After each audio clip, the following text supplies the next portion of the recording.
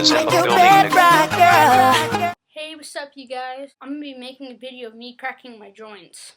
I can't crack all of them, so I'm gonna teach you how to crack the ones that I know. Okay, the first one is gonna be my neck.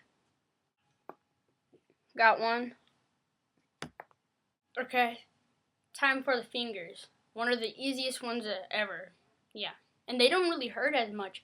They say if you do your neck or back, might do problems, but they say with your fingers or toes, it's not really such of a problem.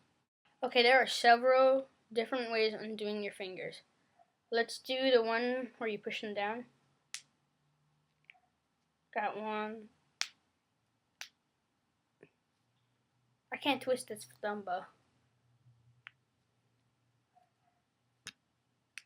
I got my thumb. Okay, now I'm gonna do my back.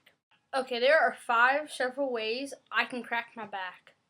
2 of them involve people, like one person. And then 3 you can just do by yourself. What you mainly do is get your back and just crack. Oh, hopefully you heard that. That was a lot. Nothing. Well, nothing. There's the one where you do this and just twist. You do, and that's it. That's all I know what to do. So, see you, subscribe, and bye.